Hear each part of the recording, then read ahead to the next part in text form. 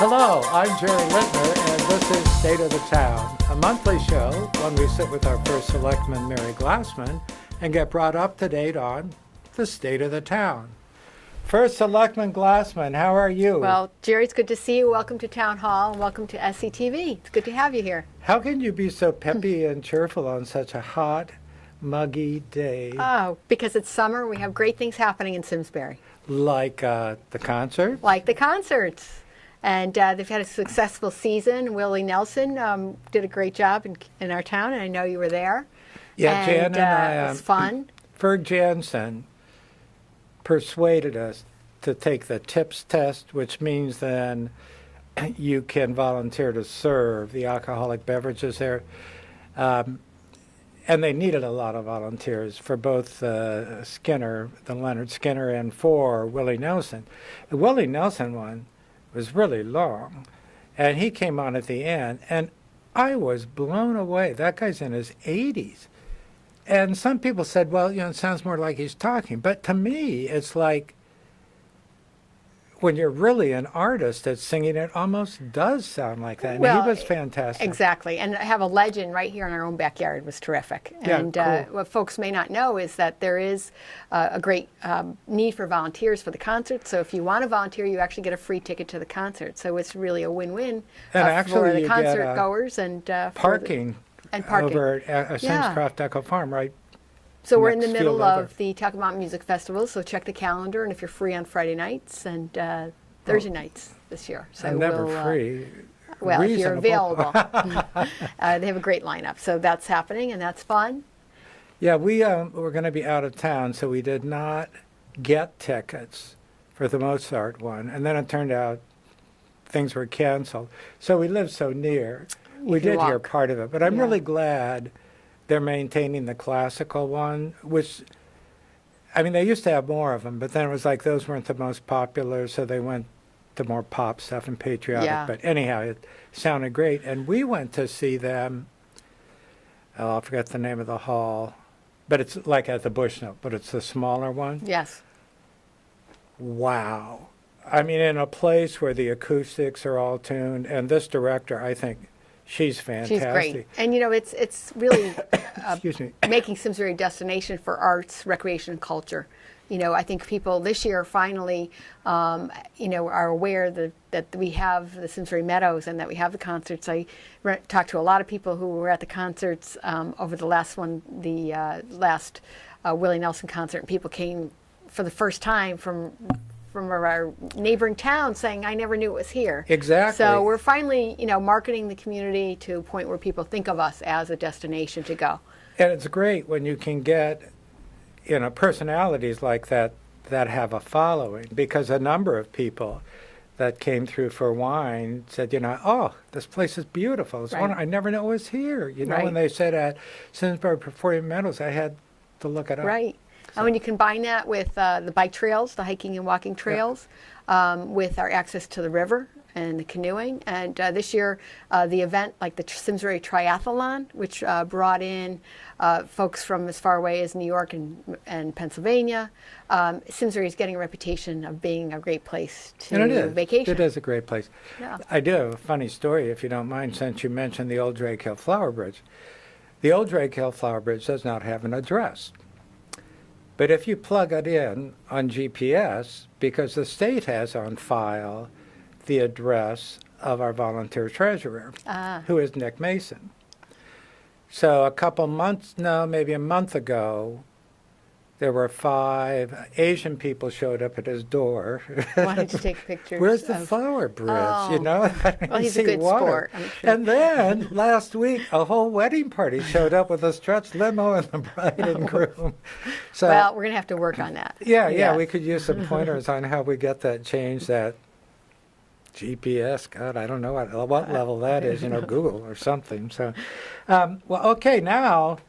It seems like the Pride stores, they're grinding along, going Right. up. So in our last marketing study, Simsbury was recognized as being an arts and tourist destination, and also that would help bring in economic development. And we've really been focusing on bringing more businesses in and expanding our businesses over the last few years. And you could see a lot of activity along Route 10. 2 Pride stores are being renovated and redone, and that would be a great service to our residents and bring in tax dollars. Big Y, I just met with Big Y yesterday, and they're happy to report that plans are moving along very well. They're looking at some very innovative energy-saving additions to which first of its kind in their grocery store to save money, but also provide generator power for their store so that they can stay open in case of an emergency, which we were all familiar with, which would be great to have a store in town that is generated by a generator can be a backup emergency place for us. And they are ready to go with their final plans. They expect a ribbon cutting and a groundbreaking shortly. They are timing the business so that it opens in 2015. The fall of 2015, so within a year they expect to have the place open and running. We had a groundbreaking for something known as Ojakian Commons, which is also in the north end of town behind the medical office building. Oh, is this the It will MS? be housing for multiple sclerosis patients, and it's the first of its kind in New England. We worked very hard with the state CHFA and with the developer Ken Regan. We actually sought out the developer because we've had such a need for housing for folks with disabilities that we actually looked for a developer to bring back to Simsbury, and we're so proud that that project is going forward. Well, housing, quite a contrast from that. The one that's down by Gristmill.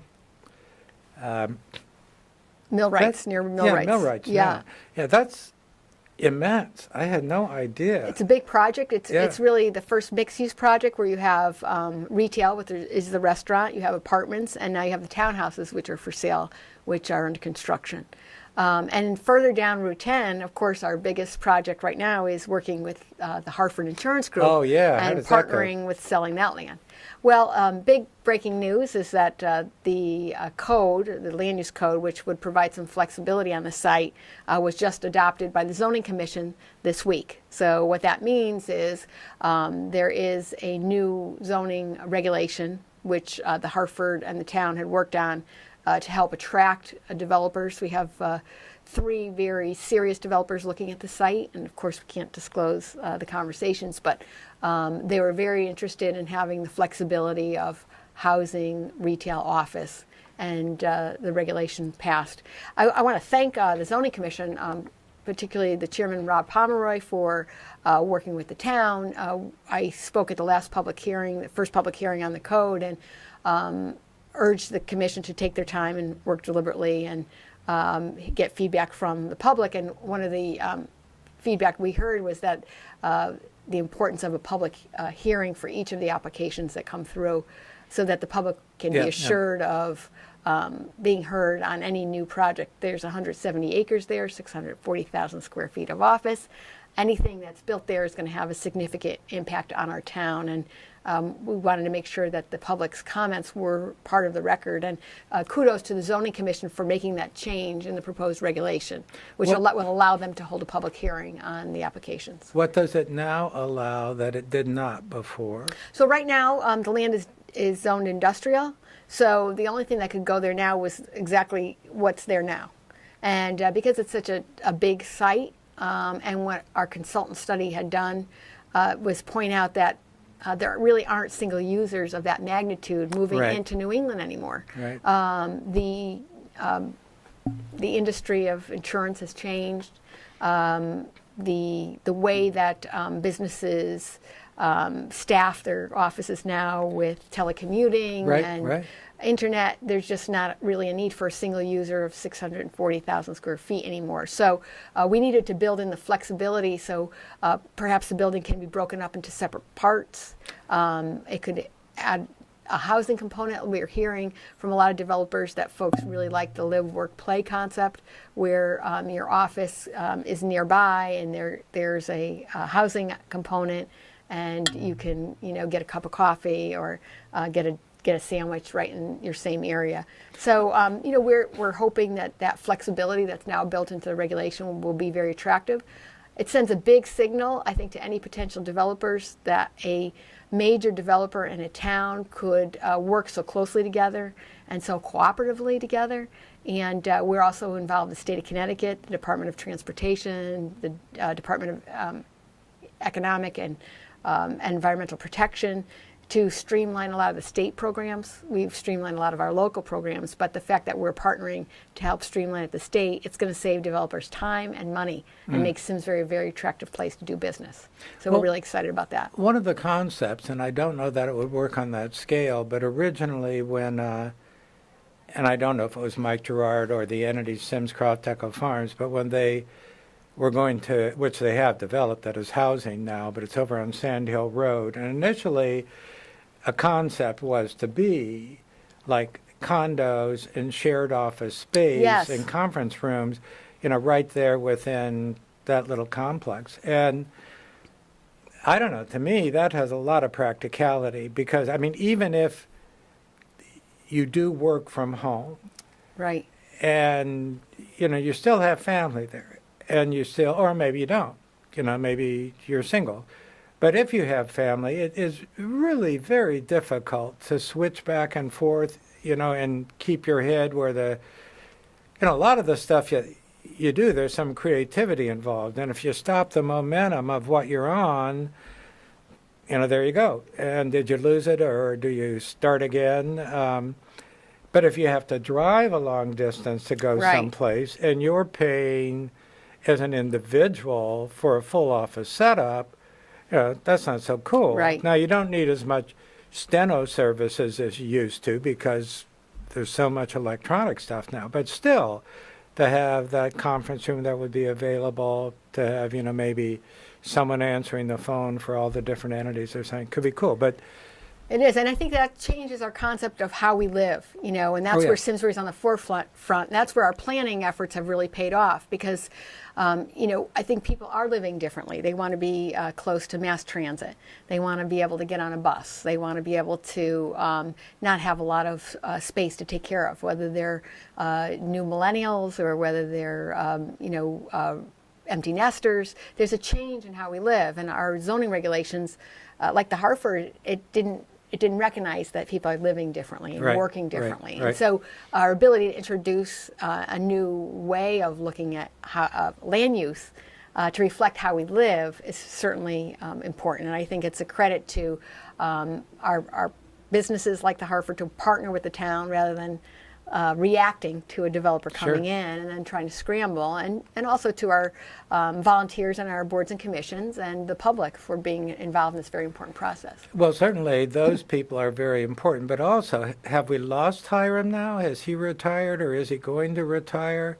No, Hiram is still working on the Hartford plans. He's also working on implementing, we're going to be putting a grant application in to change the Weetog Village area. So when you come into town, instead of having Route 10, we want to create more of a village feel and preserve some historic character of that entryway.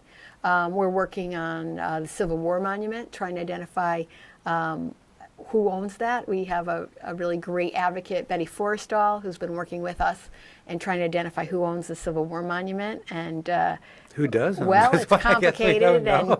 and it's a organization that's no longer in operation. So we're trying to figure out how the town could get involved in better maintaining that monument, which is a historical monument. It's very important to our community and to our veterans. On Route 10, we're also partnering with the veterans on the Veterans Memorial next to the library. So that initiative is underway, and folks can donate to the Simsbury Veterans Memorial, which will be a very peaceful, reflective area right at the entryway to the Simsbury Library. And the Martin Luther King. And the Martin Luther King Memorial Initiative is underway at the Simsbury Historic Society. We are continuing our efforts to look at a senior center and what our needs are in the downtown. We eliminated the non-downtown option of Bushy Hill and Stratton Brook as an option, so that's no longer on the table, and now we're looking at where the best place to expand our seniors. But again, that's a different approach to a senior center, because we're really looking at what programs do our seniors want, not necessarily what building they need to be housed in. No, right. The And that's the criteria. Does it serve the seniors? Of course, that's a Yes. priority. But also, if you go to one location and at that location you can go across the street to here or, down a couple blocks there, rather than, say you got a ride to go there and you don't drive anymore. Well, that allows you to get these other places.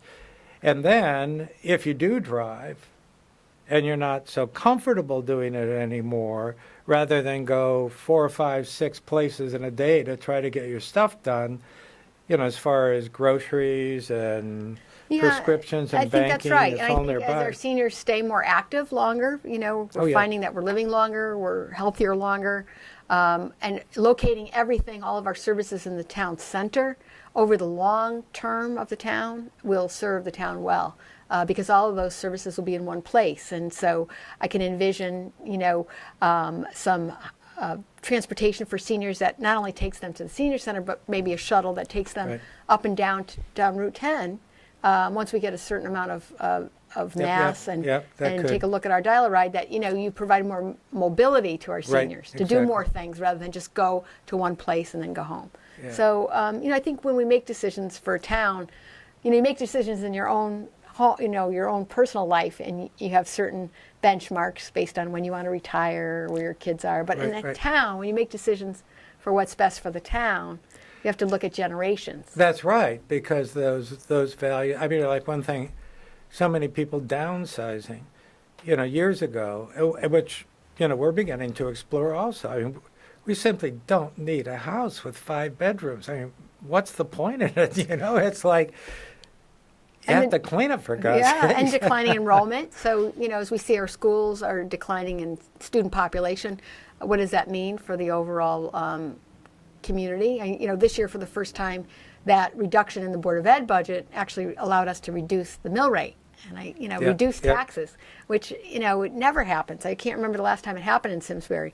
Over the last 6 years, we've decreased the town budget each year, or kept it to historically low levels, but that wasn't enough to reduce the overall budget, because the bulk, 3/4 of our budget is schools. So as the schools start to see declining enrollment, and as their budget decreased, it provides some relief on the tax side, but also it raises the question of, what do we need to provide going forward long term? Yeah, what 'cause services and programs are we going to need to offer? like some of the towns are actually confronted with closing a school. Yes. And I know the Board of Ed is starting to have those conversations as well, which again impacts the community. Yeah, it certainly as does. well. So. One that seems to, well, I see it out front, the thermometer with the yellow. Oh, yes. Going What is up. that crazy thermometer? Well, I know what it says. It says solarize. And we've talked about it generally, but I don't know how that works and what makes that yellow line go up. So very simply, the state of Connecticut offers programs to towns for residential rebates for solar programs for homeowners. Okay, let me get, who gets the rebate? The town. So what happens, you have to apply for the program, and as Simsbury did, and if you are selected, you have to pick a preferred solar provider, so you have to go out to bid, which is what the town did, and you have to find a solar provider, which in this case, the person who won the bid was CTEC Solar, which is actually a Simsbury-based business. Oh, and that's cool. Then what happens is the program is offered through the town and the state, and depending on how many folks sign up to install residential solar panels, the more that sign up, the lower the cost. So after so many initial numbers sign up, which we've already met that benchmark, then the price drops for everyone. And then if another group signs up, the price drops again. And I'm happy to say I just signed up to put solar in my house. Okay, so that yellow line is going up as Based on people the number, sign up. right. So when I sign up, once I officially sign the contract, that my thermometer number will be added. Okay, so then when it hits the top, that means everybody gets their money back, right? The Well, rebate. the rebates just keep increasing based on the number of But folks the who sign up. thermometer has a top. The top means that that's the maximum benefit that everybody can get. So that's what we're aiming for. Okay. You know, it doesn't work for every homeowner. You know, if you, in our case, when you in order to find out how it works, you can just have a free consultation. They'll come out to your house. Because sun has to be able to hit Right. your roof and that, Yeah, right? and they'll tell you what system that you could put in your house, what the payback period is, and if it doesn't work for your particular property, your site, then you know it doesn't make sense. But in some cases, it not only reduces your costs, but also it also helps sell your home. So when someone goes to look at your house monthly costs compared to another house without solar, they'll see a significant reduction in your monthly costs. Yeah, that's So, like if you have natural gas, which we do. Right. It's such an advantage. Such an advantage. Right now. Right. The problem, and you know, one of our residents asked a great question, and they said, "Well, if the solar program is so great, why don't we have them on municipal buildings?" And you know, it's a really great question. And the problem with this program is it's only available for residential homes. It's not available to municipalities, and municipalities have to go under a different program, and you have to calculate enough of a savings in order to generate the payback period. And so we're working right now. A lot of the places that can put solar are larger buildings like schools. And so we're working with the schools, and we're working on some of our larger municipal buildings and looking at the cost benefit analysis. So it's a great question. You know, the town's working hard with the Clean Energy Task Force to really look at a couple of things: solar on our commercial buildings, on our municipal buildings, composting, trying to provide a composting program so that folks can compost and reduce their cost Sure. for trash pickup. And you know, so far we've done energy audits in our town municipal buildings. So I think the more green that Simsbury can be, the more money we'll all save, and again, it helps reduce Well, taxpayers' costs. Christensen over on Flaming Farm, I mean, he has that whole roof where he put in Yes, the solar it's panels. great, yeah. I mean, and he's really biodiesel. You know, he converts that from. Yeah, we have some great that. solar ambassadors. I know Nevin Christensen is Yeah, one of yeah, our solar yeah. ambassadors. Brad Mead, who installed the solar panels in his home. Mark Scully, who's been championing the program. They're happy to talk with anyone about how their system works or whether it makes sense for their particular property. And Nevin came to one of our meetings in a suit. That's how excited he is well, about he was the program. excited So it's really great. So hopefully it works for some folks, and if it doesn't, then that's okay too. But So it's is- another opportunity for people to participate. Is that why this house is sitting here, to see if it's appropriate for solar panels? Well, What's the deal here? our little house here was made by Justin Fossum, and Justin is a recent Simsbury High School graduate.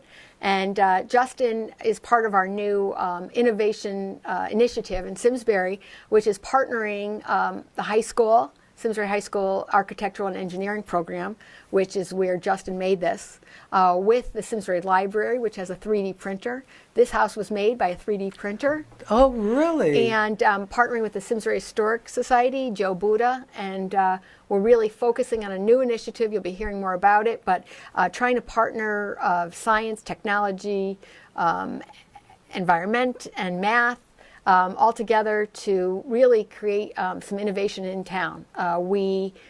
Justin won first place in the Connecticut Home Builders Association contest with this. It's a statewide Well, hey, contest. congratulations, Justin. And That's wonderful. did a great job, and he agreed to share this with us so that folks who come into town hall can take a look at what our students are doing in our high school. We really, you know, it gets back to our marketing study that Simsbury is really a hub for art and recreation and technology. And if you look at our history, we have a lot of innovators who came from Simsbury. We have the inventor of the Phillips screwdriver was from Simsbury. I didn't know The that. Eno family that discovered the transportation system in New York City Yes, is from that I Simsbury. knew, yeah. So we have a lot of great innovators. Central Park, and, the guy who designed Central Park, wasn't he a Frank Simsbury guy? Olmsted did some work in Or Simsbury. did some work, yeah. Gifford Pinchot was certainly a leader in the environment, and he was the first U.S. Forest Service secretary, and good friends with Teddy Roosevelt. And so we're partnering with the high school, the library, the Historic Society to offer creative, innovative programs. So folks who want to use our 3D printer, we'll be partnering with the Historic Society to offer a woodworking program and course there. We'll be bringing in speakers. I want to talk use about the innovation. 3D printer. How do I get to use the 3D You call printer? Susan Ray at the library, and they can set you up, and you can make everything from bracelets to little figurines to sharks to little dollhouse furniture Can I to make a a house. car? Folks have made cars That with the 3D printer. They In don't have fact, to buy then? They can at the- just drive their well, car? you know what's interesting? At the 3D printer ribbon cutting, Yeah. we actually spoke with someone who made a 3D printer out of parts from a 3D printer. So kudos cool. to Lisa Kareem and Susan Ray at the library for bringing out all of these unknown inventors we have in our own community, and just trying to find a maker's place to have all of our innovators and inventors come together and really support each other and come up with great things like Justin did. So if you're in Town Hall, come by and see this wonderful little house. I'm hoping that I can get the blueprints to build that someday, because I think that's just adorable. I think it's great looking. Absolutely. So we've got some great creative kids and people in our own community. So the road stuff, we talked a little bit over on Riverside. That looks like, I mean, that's a whole... Yeah, so in addition to our arts and recreation, and we certainly have this is the time to get things done, and we have a paving schedule. It's online. We have all of the roads that are going to be paved this summer online. So if you want to check to find out if yours is scheduled, we send letters home, but you can go online. And Riverside is a great project for us because we did receive a grant from the state, and we're in addition to the paving, we're also going to be doing some drainage and construction. So we're hopefully going to provide some relief to the residents who live there, but also try to keep the road open longer in times of flooding. Yeah. So that if we Okay. a little raising Maybe of the road and raise it up a little bit. more drainage, we can keep people coming home. Okay, So. that would be good. It seems like there was something else you mentioned I wanted to go back to, and I'm sure there was, but it was not... You can pay your taxes online. Oh, July. I'm so glad you So said have that. you done that, Jerry? No, Well, it's let's in a go. stack of mail that I haven't done anything with. And you got to have it done by August 1st, right? July 30th, you have to have it done. It has to be done. And go online at www.simsbury-ct.gov. Pay it online, no charge if you're using a check. Also, you can set reminders so that the next installment you'll get a little email that tells you not to be late. Okay, now wait. So we got to cut this short. We got to go right now Let's because go. I'll forget Go it. pay our I need to go taxes. home. Mary, thank you, Thank you. very much. A lot's happening. Lots In happening. the summer, everybody gets kind of slow and on. You don't see this and that, but especially in the economic development, all of that is very, very exciting. Very exciting. So Thank you. Thank you very much. Thank we'll you for see you being here. next month, and thank you for stopping by. We'll see you again next month on State of the Town.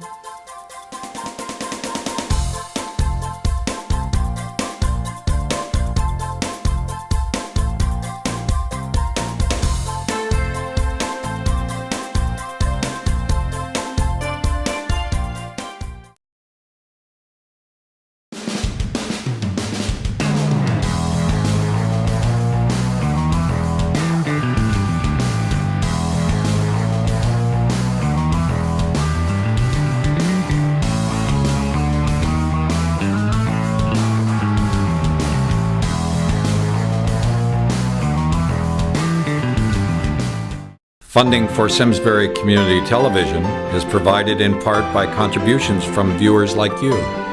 Thank you.